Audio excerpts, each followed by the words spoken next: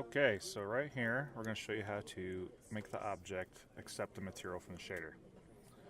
So you're going to go to the object, type in rendering, go down to rendering, click render custom depth path to activate it, and choose what number of material from the shader you would like to use.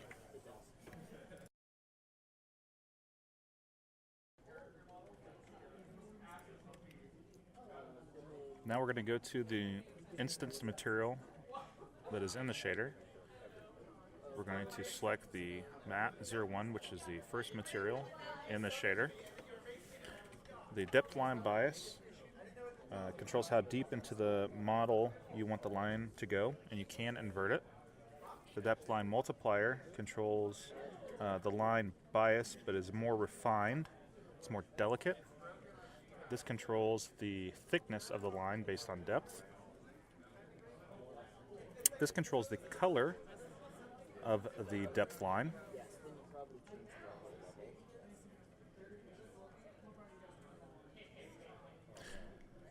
This controls how far away from the camera you want the effect of the line to be active.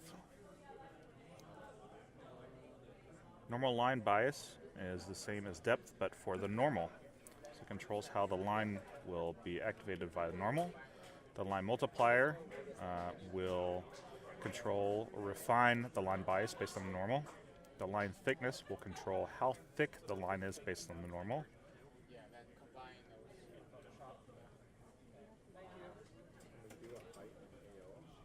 The transition area from Mat A to Mat B will control the blend area, how wide it is from Mat A to Mat B within the shader. Same thing goes for Mat B to Mat C. You can control the transition area.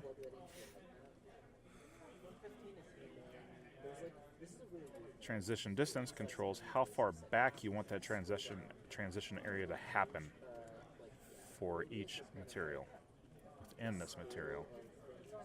And then this is to activate the cell shading to control shadows.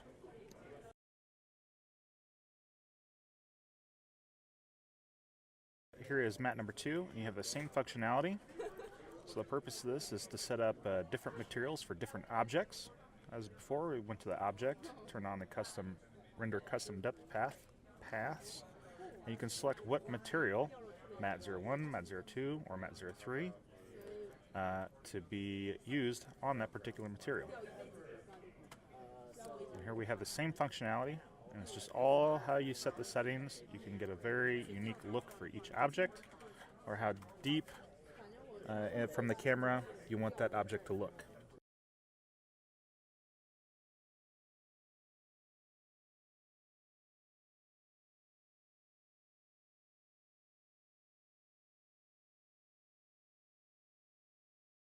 Okay, I'm just going to do a quick run through on the material. I'm not going to get too in the nuts and bolts, but it's made up of 3 different materials as of right now for Mat 01, Mat 02, and Mat 03. And inside these materials, I have 3 additional materials.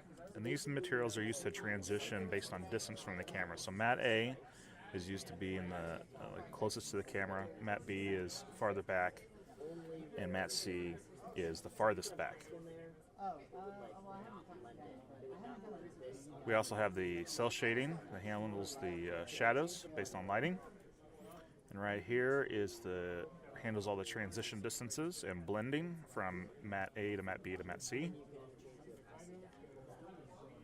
This is just showing how I handle the line strength for the depth.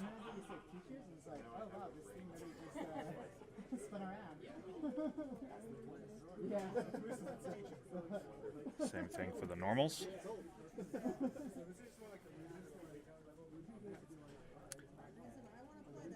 Shows a line effect depth. This adds a resulting normal and depth lines, then gets the color.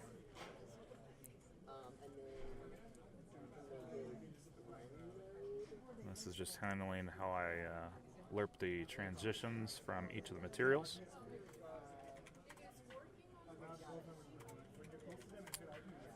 This is where I give a switch to either combine or the lighting and the lines, or just use the lines.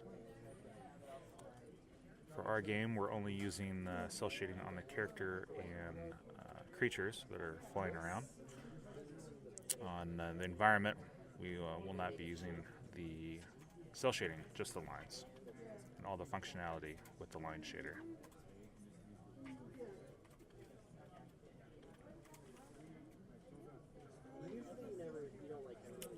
Down here is where I handle the material switch. So right here is on the object. You select which material you want through the custom render depth pass. This just handles all that.